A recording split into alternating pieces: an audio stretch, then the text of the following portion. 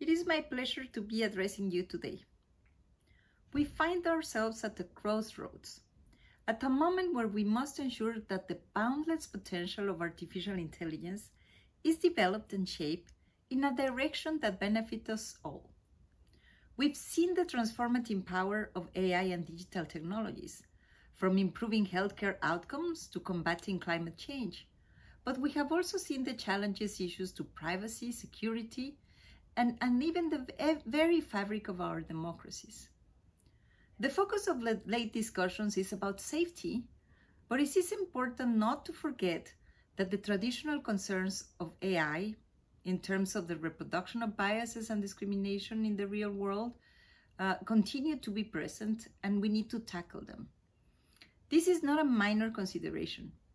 The latest Stanford AI report confirms the landscape that we have already documented many times: the concentration of AI infrastructures, assets, and skills in few countries and few firms.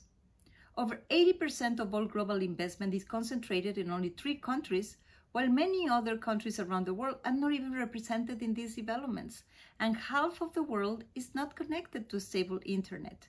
And there is nothing wrong to have these front runners that are so innovative, but we are sure that if we want to have an inclusive world, we need to distribute more equitable AI benefits.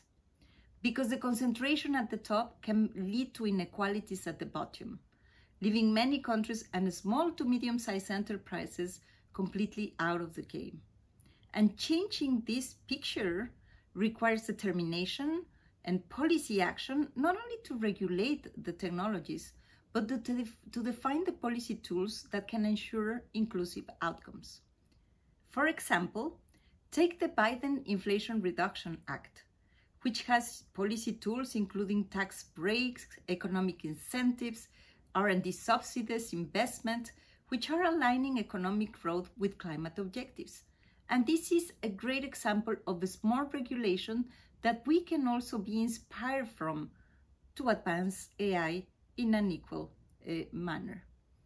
Overall, we can also see a clear convergence around the need for the ethical governance of artificial intelligence, including the need for governments to implement rules and regulations rather than relying on the markets or the companies to govern themselves. And our focus is not merely to try to regulate or not, but understanding how to do it in a balanced manner. What are the policies that will allow us to foster inclusiveness, to foster sustainability, to advance gender equality? It's not as straightforward, but we need to understand better.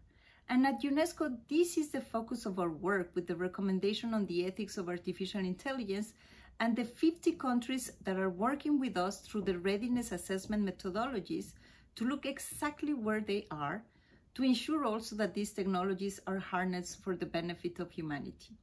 And we are already seeing positive outcomes from countries that are finishing the readiness assessment, like Chile, Senegal, Morocco, and countries that are really focusing on how to advance a more solid framework to steer the direction of these technologies.